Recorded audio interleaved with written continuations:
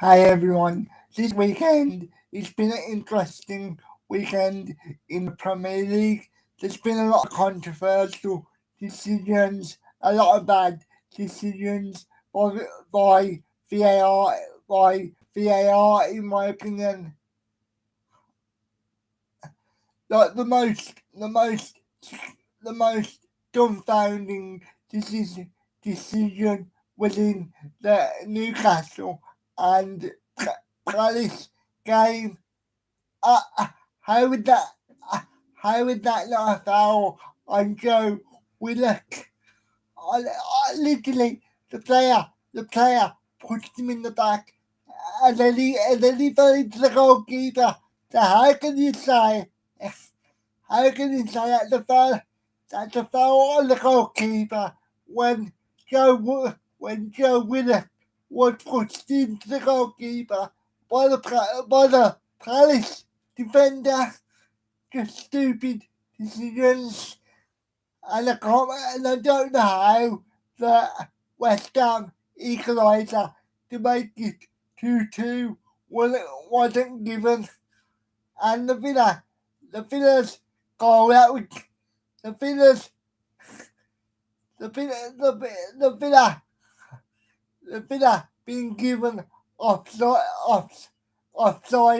when they were when if they would have been allowed to play on, it would have went in the net, and then they would have went to VAR, and then it would have been given as a goal. Just just, just so many bad official calls this weekend, and it's just been a weekend of bad decisions. But to be fair, there was a lot of good decisions today in the Man United game, like Arsenal's first goal that was given off because in the build-up there was a foul on Ericsson.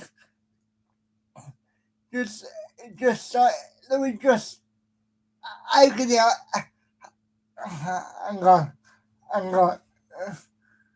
Can you can you see me?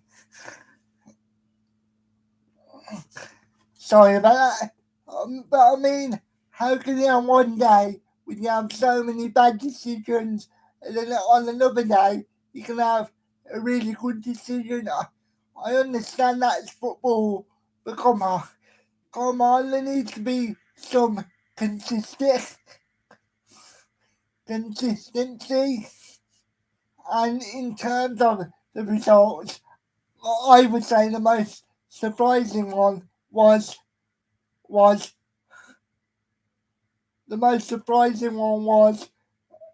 Burnley beating Nottingham Forest 3-2 and coming from behind. How how shit are Nottingham Forest? How do you go 2-0 at half time and then losing the game 3-2 to Bournemouth to Bournemouth? How is that possible? Hello everyone in the chat, by the way. But how is that possible? How do you be? I just feel like Nottingham Forest might have brought in too many players too soon. I understand you want to rebuild the squad, but to bring in that many players, it's not going to go very well, is it? Like how long is it? How long is it going to take? Uh,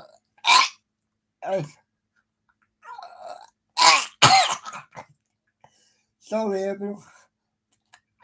I mean, how long is it going to take for all of them players to do? To 1 minute. Uh, how long is it going to take for all of them players to join together and get a synergy going when you bring in 15 players in the summer? I mean, that that's not going to go very well for them, is it? And in terms of the Chelsea game, yes, they did very well.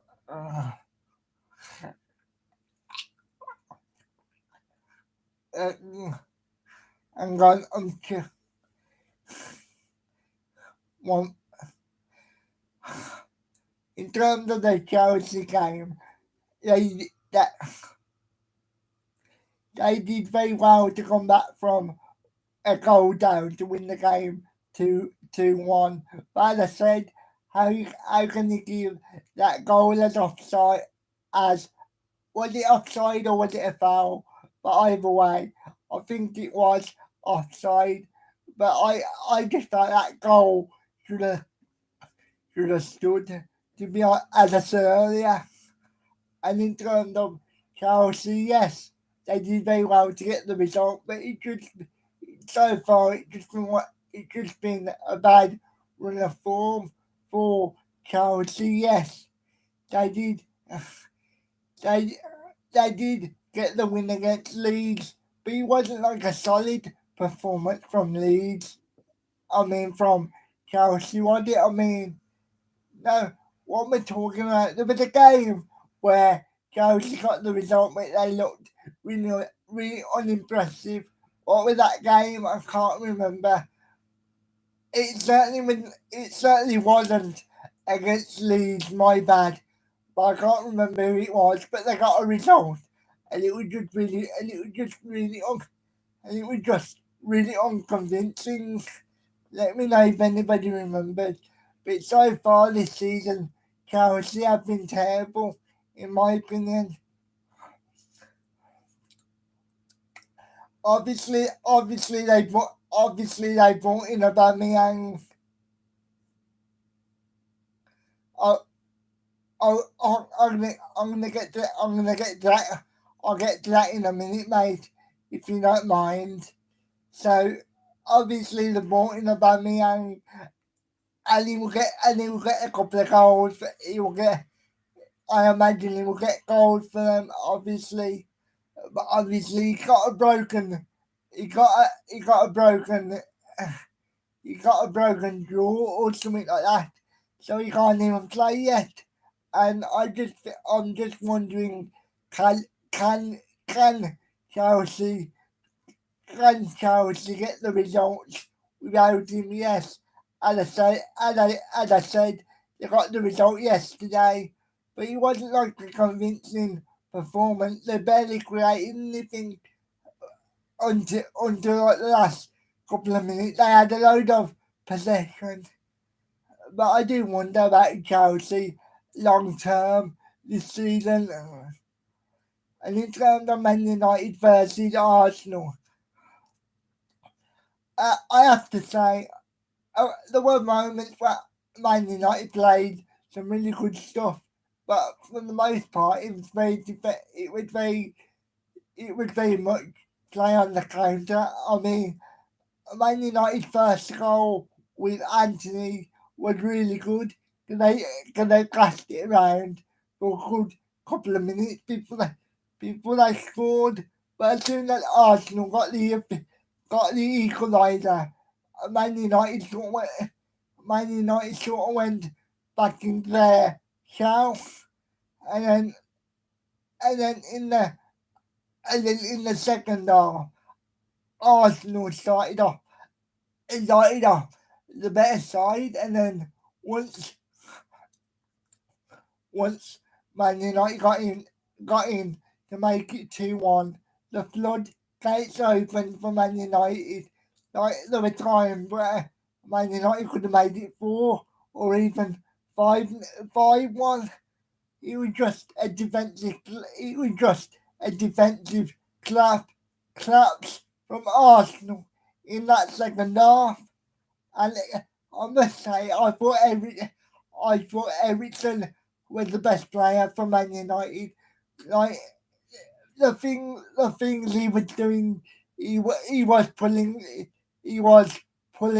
the strings for them at times, and I did for Arsenal. They played well at times. But I've always said, can Arsenal come back from behind when they need to, and can they really put a game to bed when they need to? And I've never felt like they, and I've never felt like they could, and I was proven right today because yes, Man United were defensively solid. I get that, but at the same time, Arsenal Arsenal could have probably should have put the game to bed with the amount of possession they had. Like for most of that game, Arsenal should have put the game to bed. In my opinion, but Man United did what Man United do, and they were able to get the goal. Rashford, he got a brace, so fair play to him. I know a lot of people slate Rashford, but he got an assist and he got a goal and he got two goals today. Is he the best player in the world? No, but does he do what he needs to do? And does he contribute to the team in big moments? Yes, but is he a first number 9? I don't think so. Because if you're not playing a team that allows you space in behind, you sort of fucked he's not the sort of player that can. He's not the sort of player. He's not the sort of striker that can get you goals when you can't. When what I'm trying to say is, if Rashford can't run in behind, he basically isn't scoring. And I just feel like Rashford in particular, as I say, he's a good backup striker if you need him to. And but I just don't think he's like first a first starter. Number 9.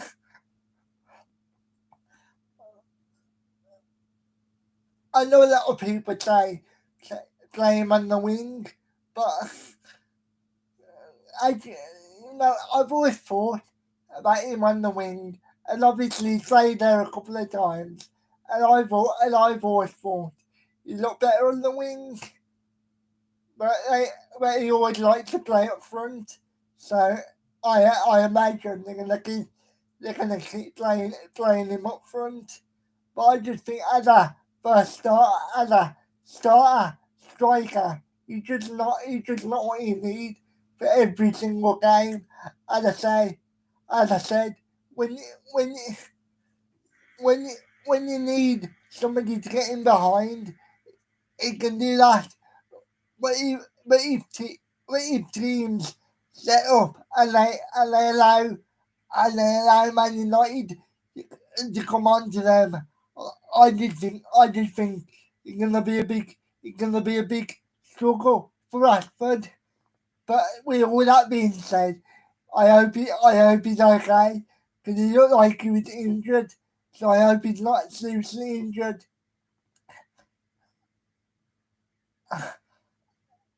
And and and another fearful thing for Man United, the new centre back. I can't remember what his name is, but he went off he went off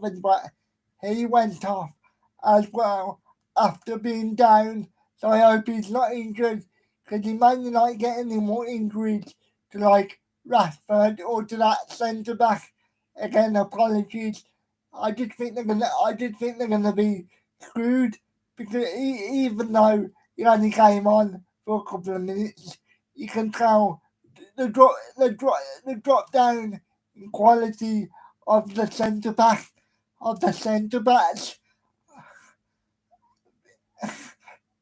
But I want to mention Aston Villa getting the draw against Man City because I thought they would get humped 5-0.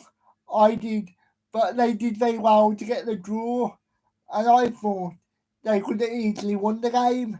As I said, if that goal from Coutinho was not given an offside, if the referee would allowed it to play on for a couple more seconds, it probably would have went to VAR and it probably would have been given as a goal. I say the referee, but it was the linesman. But as I said, fair play to the Villa. Because as I said, I thought they would get humped 5-0. So yeah, I just thought Man City with a bit off the pace today. But at the same time, I thought the Villa I thought the Villa defensively played really well, and they were set up quite nicely. And Haaland still got a goal, but at least he did not get another hat trick. So that's something, I guess. And I just hope the Villa can defend like that every week. Because if they can, then I think the Villa could very easily get a couple of wins this season. Because the problem I just felt the way the Villa's been starting this season, I just thought they would be at 60s and 7s defensively against Man City. But no, they were solid and they were compact, and I really enjoyed seeing the Villa that defensively solid. I mean, it wasn't the most entertaining game, and there were moments where the Villa fell apart. But for the most part, they were pretty solid from a defensive point of view.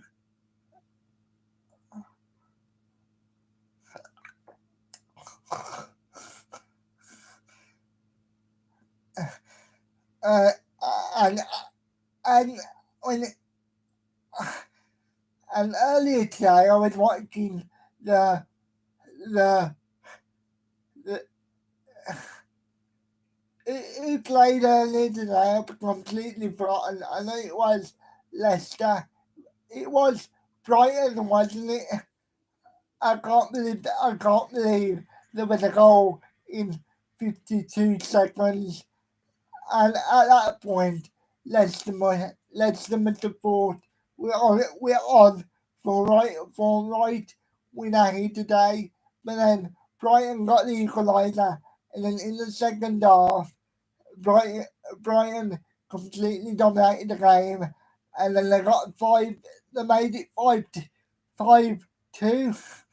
But in the first half, I would say it was pretty much even. But that was a good game as well. And in terms of other games, I like this weekend. Probably the most boring game of the weekend. Why am I talking about the most? I said, yeah, but I would say, the best game of the weekend was probably I'm gonna say the Man United game was probably the best game of the weekend.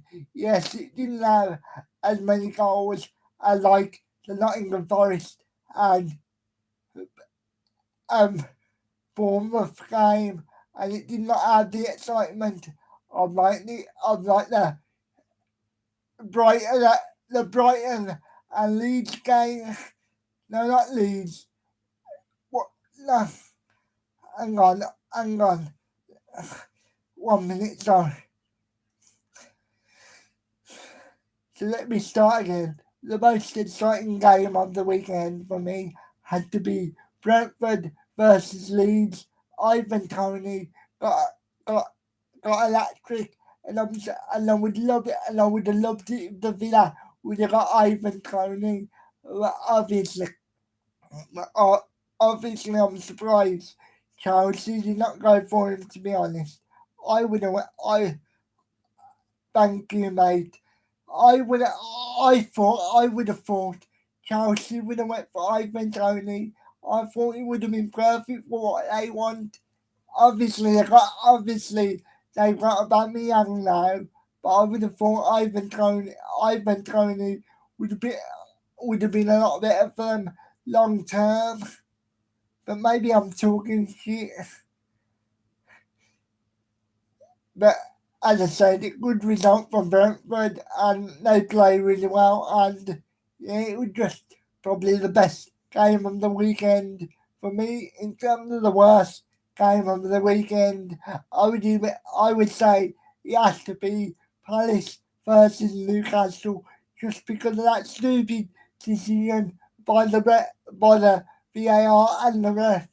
And to be honest with you, it was just one of them games where Newcastle should have won it.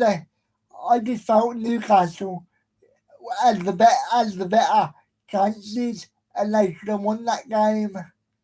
So let me know what you think of this weekend's games. I apologise for my little malfunction in the middle there, and I will speak to you later. And have a good day, and I will be back later to talk about other things besides football. So if you like my other stuff, then come and check it out.